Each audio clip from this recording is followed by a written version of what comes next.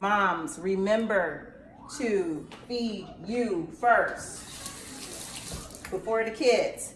Get your energy flowing. Once you get that stuff inside of you, you're going to be good to go. Trust me. I did this yesterday and I was just going and going and going. I didn't even have a single nap. So that's something that I know that I can attest to, because that's what I experienced yesterday. And I thought because of all the activity that I was doing that I should have been sleeping in late today, and that wasn't even the case at all. So I'm just excited about everything. And if I have the same power from yesterday, if I can harness that today, I'm going to do it.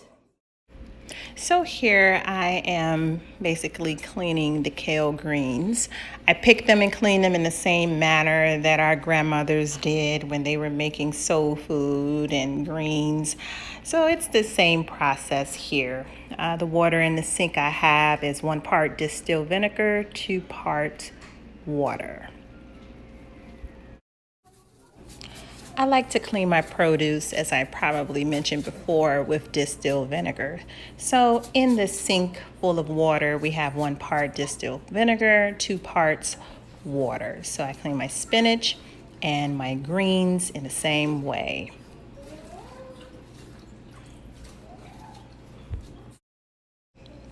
I like to juice my apples first, just in case I want fresh apple juice. That way I can put it in a separate container and consume it, and it doesn't have to be a part of the juice if I don't want it to be.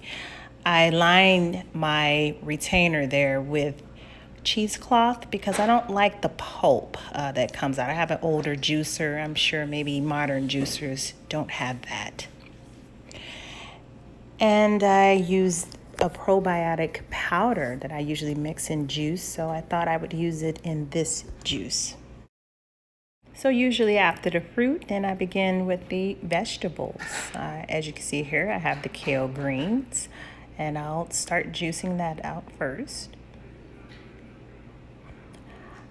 I had to move that container. It wasn't in a safe position. I just felt like if I made one wrong move, that it would hit the floor. So I put it down there in the sink so I can continue juicing the kale. I believe that may have been a full 2 bunches that were cleaned and juiced for this particular vegetable juice. I wanted to show a finished product of pure kale juice. The next thing that I juice is the spinach, and I'm not even sure why I left the spinach over there in the sink bowl that's furthest away from where I was. But I guess I was on a roll. I know that I may have cleaned close to 2 bunches of spinach, but I don't believe I used the full 2 bunches. Maybe I used 1 bunch and then saved the other bunch for a saute that I wanted to make later. I still line the receiver cup with the strainer, a smaller strainer with some cheesecloth to filter out that thick foamy substance that comes out with the juicers. I'm hoping with a newer model that doesn't exist. Pure spinach juice, ladies and gentlemen. And last but certainly not least, I juice the carrots in the same manner. If you notice, I do have the lid on my mason jar. After the addition of each ingredient, I close it back up to keep it from oxidizing and try to keep some of the potency of the vegetables that I use.